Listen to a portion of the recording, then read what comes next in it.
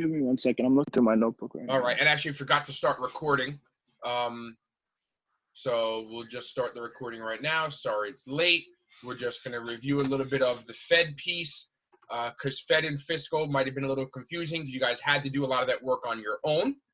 So we'll discuss that a little. Rafi's idea was to lock down the country, sanitation at night, so sanitation workers are not exposed to other people and vice versa, and probably an increased presence of police force issuing tickets for people that are out, so to have a firmer grip on people's activities. I can get on board with that. All right, maybe not to that extreme of a degree, but I definitely do think that that is a viable option to kind of tighten that strangle you have. So Rafi, not a bad idea. Anybody else? Vincent, Newman, did you find yours? Aaron, Yeah. I'm looking at your name. Adrian, Chris, Lou, we haven't heard from you in a couple days. Something that I wanted to touch on was improving our health infrastructure, because for many states, including New York, we are already at or way above our capacity in terms of the people that we're actually able to take care of. I was actually watching the news a few days ago, and I heard that the governor or the mayor, they were trying to implement this thing where for 2 people, 1 ventilator would basically be working for both people. And I think that it just goes to show that enough hasn't been done from the federal government in terms of helping to improve the health infrastructure. So I was thinking more about investments to get more ventilators, to try to get more beds into hospitals last minute, or to open up makeshift hospitals to get more people into Where hospitals. would you open, not to cut you off, I like your idea, and that's actually something they said they're working on. There are companies that said they are trying to change their facility from manufacturing one thing to manufacturing respirators. There are companies, instead of making clothes, now they're going to try to start making masks and gowns. So that is starting to happen. So that's a good idea. The hospital beds, how many of you guys have ever been to a hospital? I have. Me. How many of you guys ever been in the ER or ICU? Not like, hey, I had to go, I broke my nose, but you're there for a family or friends who actually had a real serious condition. Me. No. Okay. Not me. How much room is there to add a bed? 0. Not really. Not at all. Much room at all. Right. So limited to none, right? So where would you create this makeshift hospital? In a tent I think outside. that's where you have to. I think that's where you have to kind of improvise. No, outside. That's not necessarily the best of options. No, Well, I that's think what it is. they're doing. I actually That's agree what- with Vincent. That's actually what they're doing right now. They're creating tents outside to hold more people. So let's go. Fields or arenas, though. I saw Lila raise her hand, so I want to touch on what Vincent said and Rafi. Tents outside, closed in on the side, front back side, right, with a heater, so it's not freezing cold, I think is a viable option. I definitely think it's a viable option because you can do that in a parking lot like they're doing testing. So I think that's a possibility. Whether you have the generators and power to do that, whole different story. Leila, you had your hand up. You want to contribute? Hello. Yeah. So basically, I know that my cousin, she had to move her things out of her dorm because they're going to for SUNYs and public CUNY school. They're transforming it to hold these sick people, so they can use more. If there's not enough spaces, they can use more public facilities to. They are planning to use Stony Brook as one of the facilities. So they're planning to convert Stony Brook dorms, outfit them with a hospital bed, outfit them with certain machinery, and use those as options as well. All good ideas. Yeah, now that's fiscal. This is fiscal, right? So that's fiscal. That's not the Fed. That's fiscal monetary policy. That's fiscal policy. The government putting up the funding with taxpayer dollars in order to retrofit dorms as a hospital. That's our money that does that. So that's fiscal policy. All right. Other fiscal policies. Now, it did come down. The bill is out that says $75,000 or lower. Okay. I'm seeing a whole lot of pushback from across the board. that it should be higher, it should be lower, whatever they think it should be. Those are two strategies. What do you guys think about small businesses? What should they do for small businesses? Because that's the key. You know, you have the subways that you have a franchise with 2 employees. You have like these small gyms that employ, 50 to 100 people. You have, I have a side job, right? I do fitness classes. I do design and consulting work on the side. Well, if you're not developing new advertising strategies, you don't need my services, right? Because you don't have money coming in. So there's income for people that are freelancers that they're missing. And then there's small businesses that run small delis that can't contribute or earn money.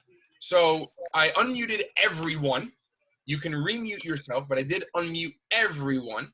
And I want to hear actually from, let's pick on Adrian. Let's pick on Adrian first. Adrian, what should be done for small businesses? You own a small business. You make $500,000 a year. You have 5 employees, whatever it is you do. What should the government do for you?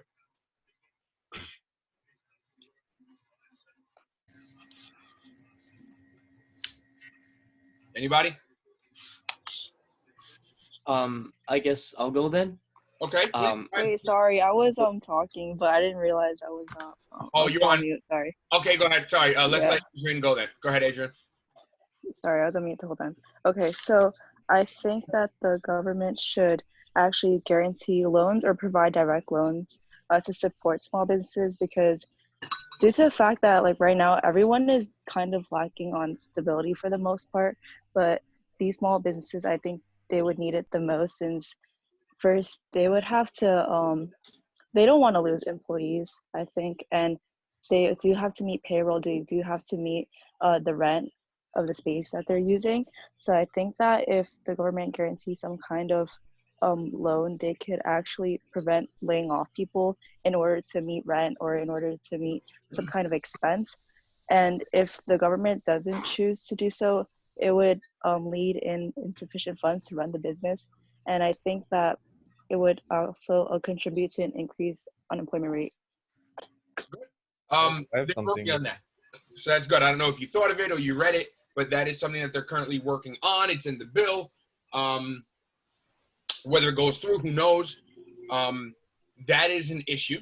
Okay, that is definitely an issue. It's definitely something that they need to address for small businesses. Now let's take it one step further. Let me rephrase that. Is it safe to say, you guys are a tech, class. Is it safe to say that technology can do more than it's doing right now for us in this current situation? Yes. I think the biggest Yes. problem for small businesses right now, because they're not paying workers and they're not buying new things, they have to pay rent, which is, I think, especially in New York, it's the biggest problem. Like if you don't show up to work for 3 months and then your landlord shows up with a $36,000 payment, Yep. you're really screwed. So I think the first thing the government should do is cancel property tax and rent for the next 3 months. I mean, there's already so many businesses that they can't open. Like there's some nail salons and barbershops and hair salons that they can't open. So how are they gonna even make the money? Because if they're already making people stay at home, how are these businesses even gonna function? Some of them won't make it out agree. alive. Some of them will not make it out alive, and that's sad. You spend, 5 years, 3 years, 10 years building your business, and one issue comes along you had no control over, and you end up having to close the doors. So I agree with you on the rent thing. It's funny because that's not really being addressed. Well, my wife's medical office has to pay rent this month. all they're doing is freezing evictions, which it doesn't really help if at the end of 3 months after this virus is over, they show up with a bill in front of your door They're still and they kick you out. bill. They're still gonna kick you out. They're still giving you your 3-month bill. They're not saying the government's going to pay your rent for 3 months. They're not saying that. They're not saying that the building owner can get a tax deduction if they don't charge you rent. They're not saying that either. Two great ideas. the government's not putting on the table. So I think you do have an issue here for small businesses. I think that is a great concern.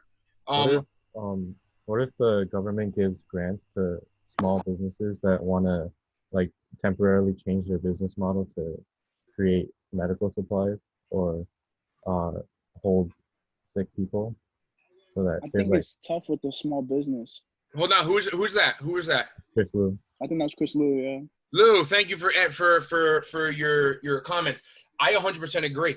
The problem is this: if you have a deli closed or you have a nail salon closed, one of my clients owns a salon, right? That's where I get this beautiful mop done, right? He has a salon. They're closed. So what are you going to tell my client, Mike, to do with his salon to help the healthcare system? Yeah. Like, what are you going to say? Hey, we'll offer you free haircuts. That's great, but you're not allowed to be within 6 feet of each other. So what, like the nail salon, the college kids that work at the movie theater, right? The pizza place across from the movie theater, the Starbucks, right? That is cutting their staff from 10 people to 3 people because you're not allowed to go inside the store anymore. It's only drive-through. So all of those people or small businesses, you know, if they try to convert their business, is it convertible? So if you make cars, you have the concept of an assembly line. You have the management team capable of an assembly line. It would take time to do it, but I'm pretty sure they can build a respirator. Yeah. The nail salon, the deli down the street, the guy who walks dogs, whatever their jobs are, the babysitter, like, what are they going to do for the healthcare system? Or maybe they could give up the space for a while. Exactly. I was To gonna like say. hold sick people. Okay, so those spaces. So I have a question. Do you guys live near a hospital? Yes. Relatively, yeah. Oh, Yeah. Not really. Okay, the no and not really. So if it's a yes, then you guys would kind of mess up my idea. The people who say not really, like I have a hospital within 15 miles. The nail salon down the street that's 15 miles away, what, maybe it can fit 10 hospital beds? Is that really going to help anyone, 10 beds?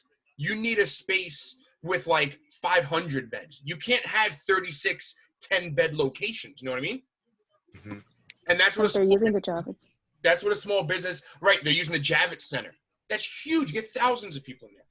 So let's continue this ball rolling. Let's roll bigger. they're also using hotels. Hotels, yeah. So hotel chains, they're also offering. They're paying hotels like $170 per room, which is above market rates for now. I think they're paying them Really? $170 per I room. thought they were donated. The rooms aren't being donated. No, my mom works for a hotel. They said Yeah, my mom too. if they hold like these, I think if they let the FDN line NYPD come in, then they're allowed to hold people for $170 per room. Wow. See, on TV, they don't tell you that. On TV, I'm hearing that, oh, it's great. They're opening their doors for medical professionals and cops and this and that. I didn't know they were. Nah. That's kind of shady. Nah, man. That sucks. Okay, so let me take this one step further. Small businesses are able to get loans, right? I have to go through the process with my wife's business. They can apply for a hardship loan, and that's what Hal Hood from the investment bank down in South Carolina where he lives. He'll be on a call with us next week. He has a training today. We're going to establish a time frame today, hopefully for next week, for him to chime in.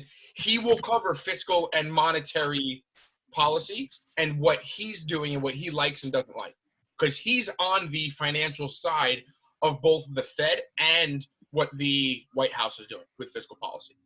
So he'll be able to answer any questions. He'll be able to tell you what the real impact may or may not be. And he loves and hates some of what they're saying. So I can't wait for that. I'll let you guys know later today or tomorrow when I get a hold of him and we can nail down a slot. But I have to go through this process to get my wife's loan from the bank, right, for her medical office. Because they have to close their doors. They're converting to a telehealth, so the patients call in. No patients are allowed to come in. She rents out her space to other physicians. Well, if they're not coming in, she's not making any rent. And then she has to pay her rent, and she has to keep her payroll. So she's going to apply for a small business loan. Now, here's the issue. Now they're saying you have to go to the bank to get this loan. Are your banks open? No. Nope. So how the hell are you supposed to get this loan? So I saw something amazing last night. Now, I used to love investing in Twitter. I hate Jack Dorsey, the CEO, just because I don't think he did enough for shareholders or for the product for Twitter. However, he's done great for the other company he owns, Square.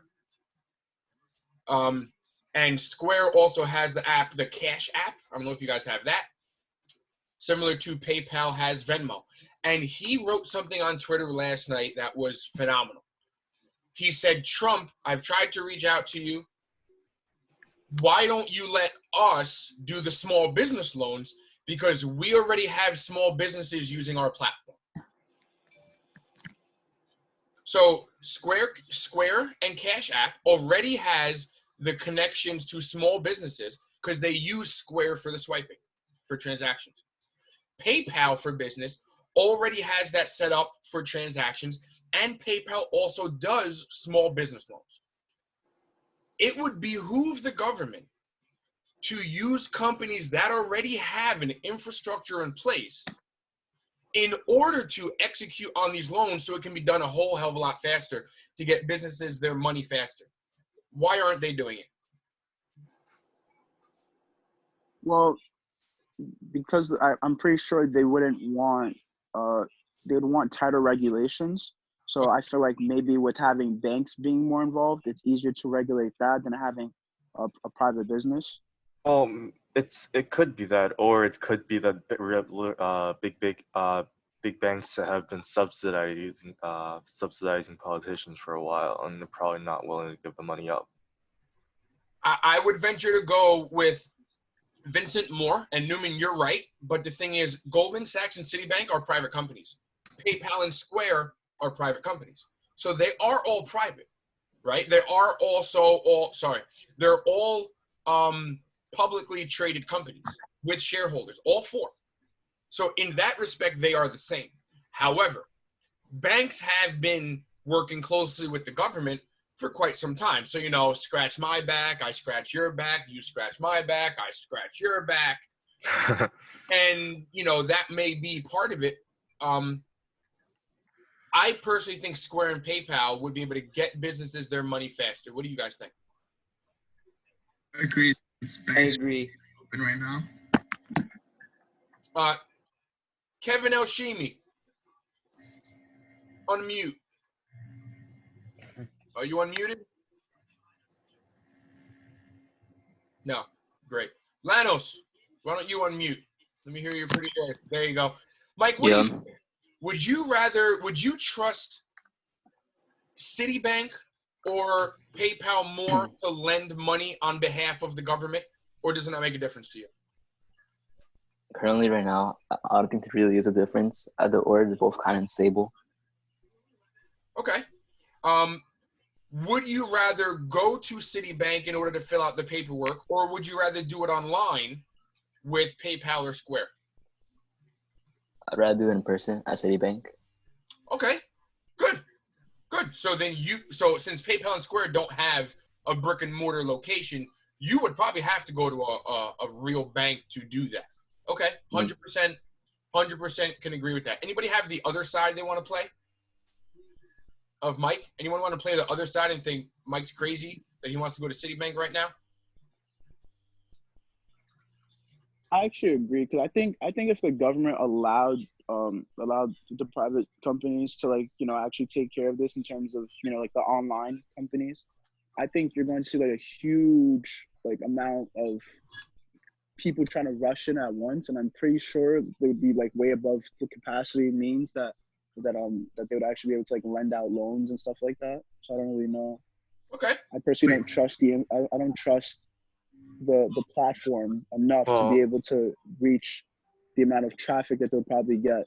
All they have to do is throw in more servers. I mean, just throw in more servers and you can hold more capacity. Zoom has seen 160,000% more downloads and time usage in the past month than February. Yeah. And I tell you what, their servers, they're fine. They had the CEO on the other day. He said, we're increasing capacity every single day. He said, we will not have an issue. So I don't know. I'm not really sure. I'd like to think that I'd lend my conspiracy theory side with Vincent a little bit more in the terms of the banks and the government has always been like this. And Silicon Valley, which is your tech startups, and the government have always been like this. Right? So if this is the relationship, you'd want to probably go with this company where you guys kind of support one another. We will see. Yeah. We will see. I'm not really sure. So I do want to talk to you guys about the Fed. So the Fed bought bad debt. And then we're going to move on to the last thing I want to talk about. The Fed bought bad debt. If the Fed was pumping money into buying bad debt last week and Monday, right? What do you think happened Tuesday, Wednesday, Thursday this week? Wait, can you repeat that? So the Fed bought bad debt, right? Uh-huh. That was one of their policies. They're going to take billions and billions of dollars, right? I think it was like $4 trillion or something like that. And they're going to buy bad debt. They're going to buy U.S. Treasury bonds. They're going to buy junk-rated bonds. They're going to buy other corporate bonds. They're going to just pump money and acquire. So just buy unlimited amount of bonds, right? Basically, unlimited amount of bonds.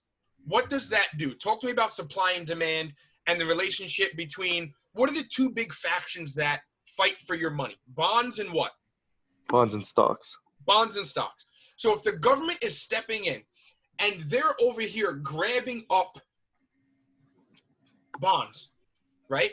Supply and demand says as they're buying all these bonds, what else should probably happen as they're buying all these bonds?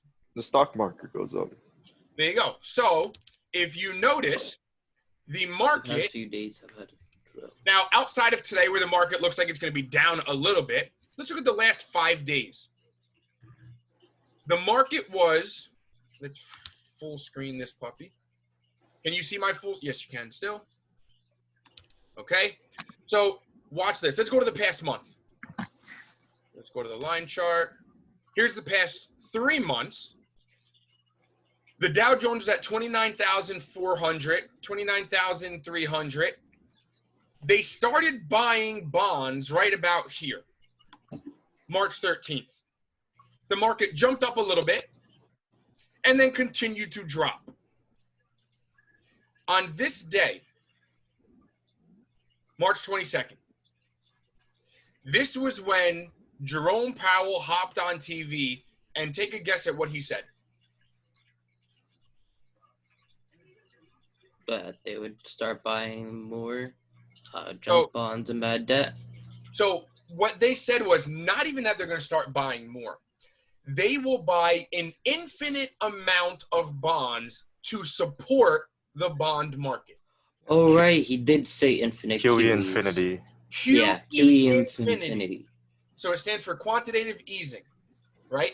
But he said the word infinite, meaning is there a price tag that he will stop at? No. No. No. So where's all this money coming from? I don't know, but I want to thank the guy who has a printer in his house printing out all this money that the Fed's buying bonds with. Right? That is a lot of toner that this guy is wasting. Yeah. So take a look what happened since then. So that was 5 days ago, right about here at 18,000. And since then, the market has shot up from 18,000, 20% back up to about 20. Yesterday was at 22,000 almost. Up 17%. Why is the Fed buying an infinite amount of bonds? Conspiracy hat time. To also improve the stock market. What else? Leland, what do you got? Leland, why is the government buying an infinite amount of bonds? The market goes down. The bond market goes down. Everyone's yield is decreasing. People are scared. The Fed says, we got all the money in the world. We'll buy anything we want. All right, Leland's not answering. Let's pick on somebody else who we don't talk to too often. How about Hamza?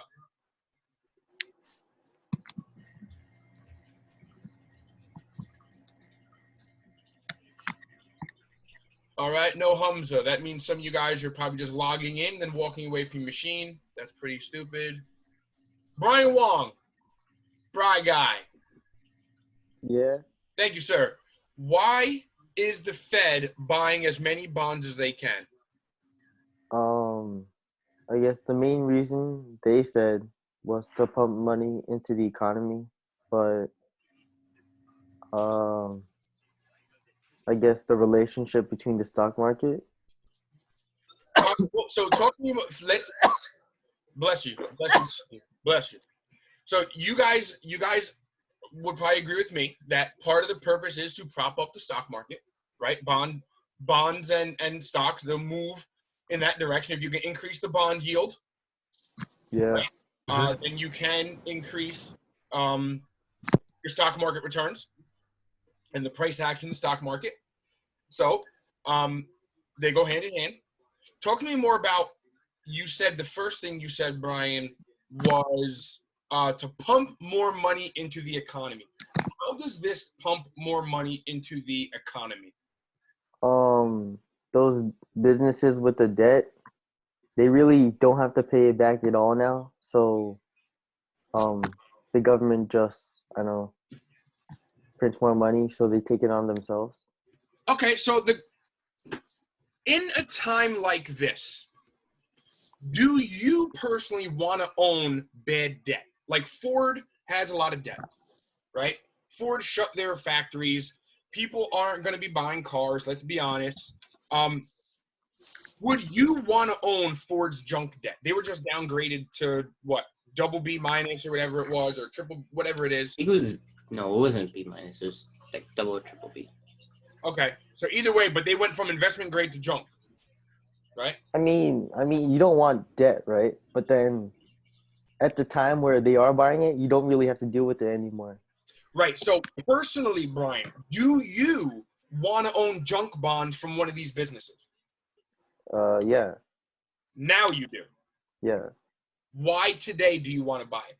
Why would you be comfortable owning debt today? They have the ability to, kind of pay it back now. Okay, because the Fed bought those bonds also. Yeah. Okay. Before the Fed bought those bonds last week, would you want Ford's debt? Probably not. It's probably going to be an all-time low. So, Yeah. Potential returns in 10 years? I don't know, man. Okay. But the risk? It depends what happens in 10 years, though. Well, the thing is, if you own it and Ford goes bankrupt or Ford drops another credit rating, right, the supply and demand is going to change. Mm-hmm. So the issue with demand was so low for bonds, that's why the Fed stepped in. The Fed had to buy bonds because no one else wanted their debt. But technically, if it lowers the interest rate on these bonds, doesn't it encourage people to purchase bonds or like invest in them? If it increases the interest rate,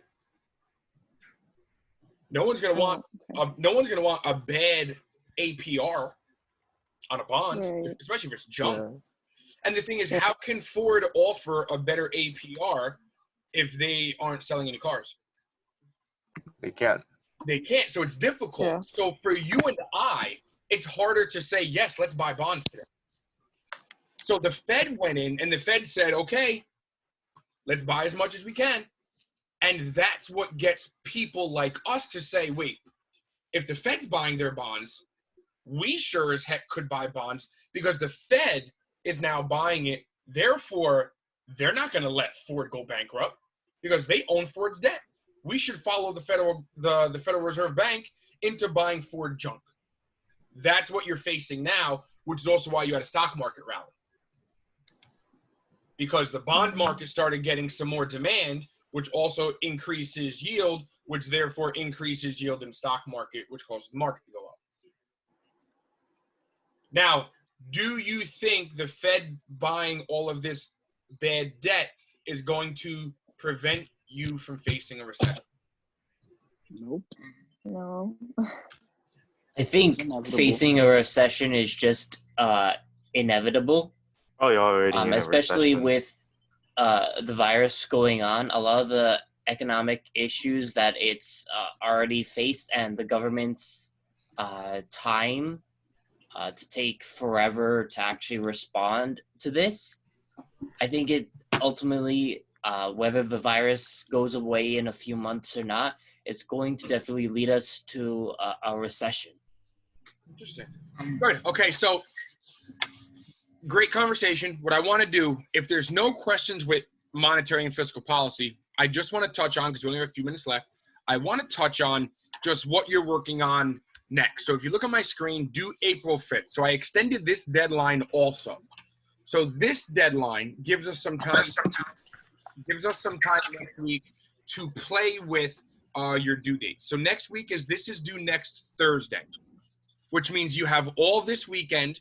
We will discuss this again Tuesday, do some Q&A Wednesday, some tutoring, discuss this Monday, maybe some Q&A Tuesday, tutoring Wednesday, due on Thursday. I would suggest do as much as you can yourself this weekend, okay? A lot of this is old. Some of this is new information, okay? So we're discussing corporate debt, facts about bad debt, which again, none of this is part of your assignment yet. Then we talked about types of loans. So regular loans, what's a leveraged loans, what is leveraged finance, which is how a lot of banks and businesses operate on leverage. Then we have a little bit more about bonds, which we already discussed, ROI, yield, it's an investment, government bonds, who buys bonds, blah, blah, blah. Bond ratings, speculative junk, high risk. We've covered all of this. These terms to know. The most new terms you're going to look at are what is a creditor, okay? What happens when you default? Explain the phrase, the higher the risk, the higher the yield, which we've discussed. Again, what is LevFin or leverage finance? Total liabilities on a balance sheet, we've discussed. Risk happens fast is a common term they use in investing. And then these last four are brand new. MBS, QE, CDS, and CLOs. Mortgage-backed securities, quantitative easing, credit default swaps, also just known as swaps, and collateralized loan obligations. Now watch my face. When you read what these are, you're going to be like this. It is very, very, very confusing unless you try to find an example. Just going to Investopedia.com or going to Wikipedia.com will not be enough to copy and paste a definition. Please find and give me an example. That's why I wrote give me an example here. Give me an example of risk happening fast. These examples will help you in order to understand what each of these means. The rest of these is just a refresher course. 19, 20, 21, and 22 are the hard part. Okay. Now, activity 1, define all these terms is part 1. Part 2, list 3 companies with bad debt. Try to find out how much. Is it loans or bonds if you can find out? Name a company that has defaulted in the past 2 years. So a company that defaulted on their debt. So to know what defaulting is, it means you missed a payment or consecutive payments, right? You had a loan.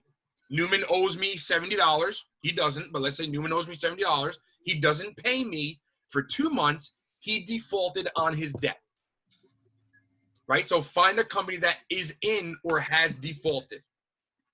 Name 3 companies you think are most at risk. What company and how much debt? 2 and 4 are probably closely related, or 3 and 4. So the same companies you find for 2 might be the company you use for 4. Possible.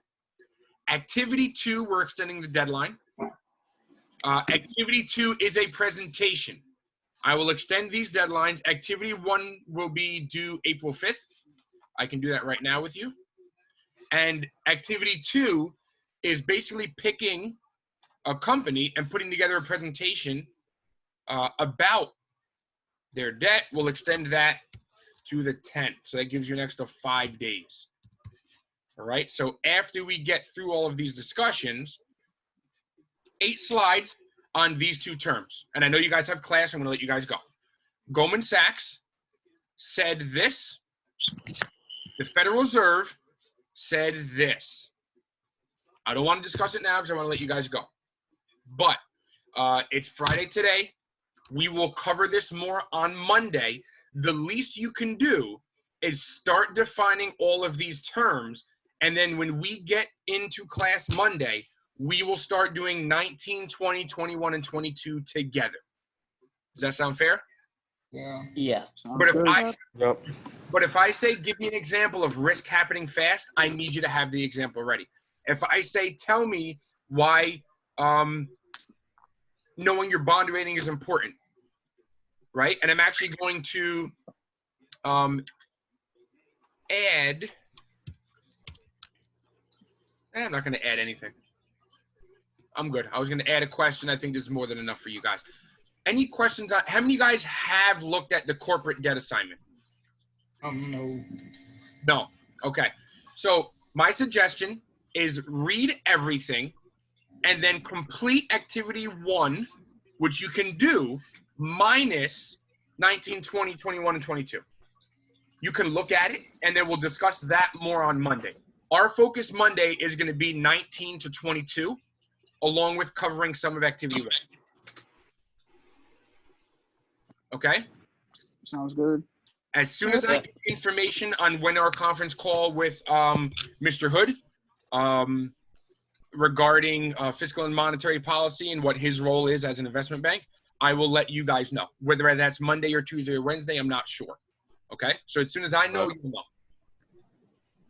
All right. Sounds good.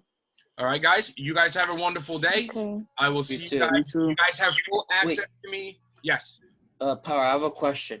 Okay. What do you think about leveraging your 401k for a down payment on a house instead of a loan? I know some of you guys have to leave, so those of you that have class, go. I will talk to whoever stays about that. If you're leveraging your 401k, right, so you're borrowing a loan against your 401k is basically what you're asking me, right? Mm-hmm. The risk there is you do have an interest rate you have to pay. But I just mean for the down payment. That's it. But you still have to pay back yourself. So right. This is your 401k. You're taking this much out for your down payment out of your 401k. You still have to pay this back. Until you pay this back, there is an interest rate you pay until all of this is back in your 401k. Right. So that's a mathematical decision on will taking that money lower your interest rate or your monthly payment for the house enough that the interest rate on the 401k payment you're going to have to make back to this account is going to be lower than what you would have to pay in a larger mortgage payment if you didn't use your loan against your 401k. I don't know if that was confusing. Let me do this another way. No, I understand. Right, but does everybody understand? Would that be considering for withdrawing early if you did want to take out a loan from your, basically take out money from your 401k? I don't think you get a penalty for it if it's for a house. Let's take a look. So here is, and I want to, there we go. You guys can see this whiteboard, right? Yep. Yeah. Okay. So on this whiteboard, if you take a look, you have your 401k. The most you can, I think, take out is $50,000 loan against it, right? Now, when you take out this loan, let me do a little bit of loan against 401k. Again, I don't know everything offhand. Yeah, so the max you can take out is 50% of your balance. So if you have 100 grand in it, 50% of that is a $50,000 loan. So let's say you take out 50 grand for your down payment, right? So this is for a down payment on a house. Yes? Right. Good. Now, when you do that, your repayment plan has, so now you put $50K into house. That's step one. Step two, must pay, I need an Apple pencil because this is ugly. Must pay back $50K to yourself plus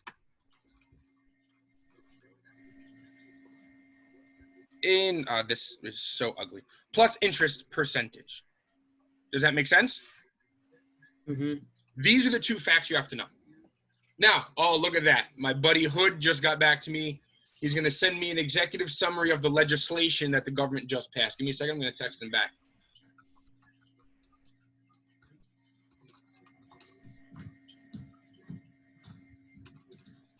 Okay. He's pretty excited to talk to you guys, which is kind of cool.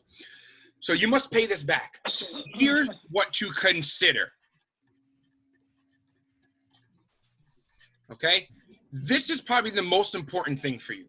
All right? As an investor, as making a financial decision. One, do you have other money that you can put into that? Does that make sense? Mm-hmm. Yeah. Because that might be an easier way to do it. Because look at it this way. You're getting less than 1% in the savings account right now.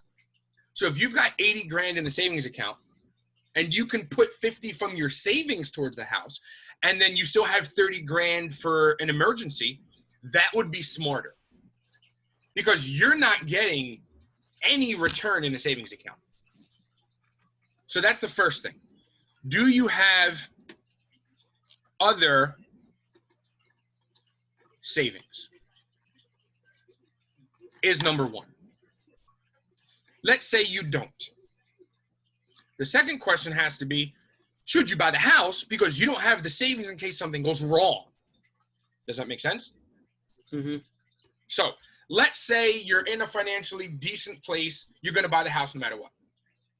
Okay? You're crunching numbers. So here's what you have to also take a look at. When you're looking at this $50,000 loan, you know what? I think I can use the text box. There we go. Will your down payment lower your monthly payment enough? How about this? Is your mortgage loan percent higher than your 401k loan percent? So here's the thing. If your mortgage loan percentage is at 8%, right? So the mortgage is what you take out to buy a house. If mortgage loan is 8% and 401k loan is 4%, which one makes more sense to use? The 401k. Hell yeah, so much easier. However, you must pay back your 401k loan in a specific time. Usually, your mortgage is over 15 or 30 years. I'm not sure if your 401k loan is going to give you 30 years to pay it back. Does that make sense? Mm-hmm. Is it one or the other? What do you mean, is it one or the other? Also, Like, hold on. can you choose? Sorry. 4% plus you do pay the 10% penalty. I Because thought if you take out if you leverage your 401k for a house, I thought you don't have to pay the penalty. I'm gonna search that up. Me too, because I found I was on Investopedia. Now again, some of these articles can be wrong. I'm not saying I know everything either. I'm not a huge advisor. I just know, as much as maybe a decently smart person. So I do research just like you guys. What I'm finding is that at least this article said you had to. If policy changed, then perhaps I have outdated information. If you borrow against 401k, pay penalty. Okay, so ready? Stop what you're doing because I have the information. Okay. So according to the U.S. government, what I found, if the loan is not paid back within 5 years, it gets counted as income, and then it is income tax.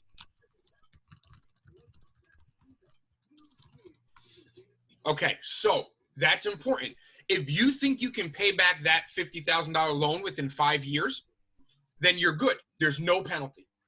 If it takes you more than 5 years, that 50 grand that you just took out now gets a 10% penalty because it gets counted as income.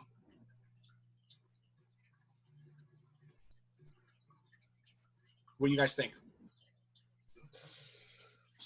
Isn't it reasonable? It is reasonable. But it depends on your financial health, Adrian, also. This makes complete sense. If you are financially intelligent and you can manage your finances and you have 100 grand in your savings, then maybe you still want to keep your money in your savings, and this 4% loan from your 401k is still a good idea. It is still lower than the 8% mortgage rate. When buying a house, people have the option to either take out their mortgage loan or 401k. Well, you have a lot of ways you can buy a house. You can buy a house in cash. You can take out a mortgage. All a mortgage is a loan on your house. So if you want to pay for part of your house, you can take a loan against your 401k. You can also use cash. You can also sell stock and then use that income. You can take out a loan against a different house. If you have a first house, you can take out a loan to buy a second house. So you can borrow against other assets that you own.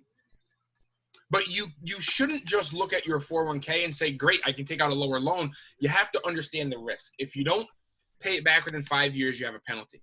If you aren't financially intelligent and you're not healthy, you might not be able to pay it back in those 5 years.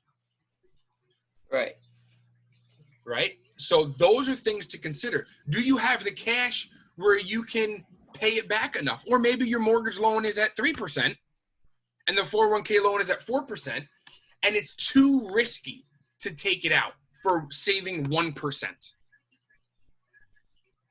Right? If it's a $400,000 loan, 1% change is $4,000. I'm sorry. I'd rather take the 3% loan than the risk of not paying back my full loan within 5 years and then paying the income tax, all to save $4,000.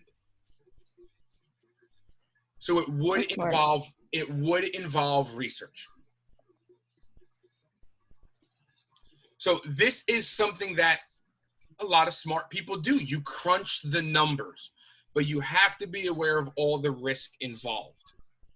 What I would not suggest is you liquidate your 401k, because then you pay taxes and the penalty guaranteed. Does that make sense? Yeah. Yes. In which case, you never should have put money into your 401k if you knew you were going to liquidate it. That is true. So there's a lot. I mean, guys, we could talk about this stuff for months and still, learn new things together. If you guys can just grasp that there's a lot of moving parts and you have to do much more research than you're thinking, then I think that you'd be able to make a smart, educated decision. It's not as easy as which one should I use, like you guys are asking, Tyler. It is really a question of which one's better for me at my certain point in time in my life, and what is my financial situation, and what will my financial situation be in the future. Right. So that involves research. That involves discussions. It involves talking to your partner if you're married. That involves talking to a financial advisor, probably, maybe an accountant, because again, accountant's going to know those things and those loopholes, and they'll be able to tell you, is it worth it? They'll help you crunch the numbers. All right. Make sense? Thank you. Why, Yeah, Tyler? it does. I mean, Tyler, you don't have a 401k, but do you plan on somehow buying a house right now? No. I'm just like, I guess, in a way, planning for the future. Okay. Well, the more information you have, the better. The more you know, right? So the more you know, the better. But just keep that into account when doing this. And then you also have to think of this. You're in New York. If you're buying property in New York and New York taxes continue to go up, no one's going to want to buy your house in New York. So you need a situation like we're in now that might drive housing prices down. Imagine borrowing against your 401k. Ready? Watch this. Now, this is where things really get out of hand. You dying over here. You borrow against your 401k and you pay 4%. The stock market goes up 15%. Wouldn't you have rather just kept your money in your 401k to earn 15% and then pay the mortgage loan? Yeah. Yes. So there's a whole lot of moving parts you have to consider before you start making decisions on borrowing against or liquidating or selling. If I were to sell, let's say I have Apple stock, right? So you guys know I have about 1,000 shares of Apple, right? Well, if I sold that, maybe I can put a good down payment on a house. However, would I rather take out a 4% loan, keep Apple goes up 10% over the next 2 years? Well, guess what? I made 6% because I never sold my Apple. I'd rather take out a loan. Right? Right. So again, knowing the economy you're in, knowing the world you're in, knowing the investments you're in, all kind of changes what you should do. Does that make sense? Mm-hmm. It's a lot to consider. It's a lot to consider. A lot of analysis. Say it again, Adrian. Technical. It's a lot of analysis, like technical and fundamental. If there's one place that I could think of where a person would have to heavily be invested in both, it would be this kind of market, the housing market. Yeah, I mean, the housing is not technical. Your technical analysis is on in stock investments and bonds. Fundamentally, you can look at what's happening now. You can look at the economy. You look at the data. You look at global growth. You look at the history of the housing market. You look at Home Depot sales. You look at housing sales. You look at new housing development. And you kind of make an educated guess when is the right time to do certain things. So there is a technical and fundamental analysis to everything. All right? If you have no more questions, I'm done so I can go fill up my coffee for the next class. Yeah, I have no questions. Thank you, Power. Thank you. Can one of you guys just screenshot this and post this in the Discord? Maybe if you took handwritten notes, post this with your notes so the rest of the class can see instead of maybe having to watch the entire live session, but I will post the live session also. This is under general investing? Yeah, that server? Maybe general economic, anywhere you think on the server it's relevant would be fine. And you guys can maybe text each other outside of this class and decide, Adrian, Dylan, Tyler, and Hamza, which one of you, who has notes, who doesn't.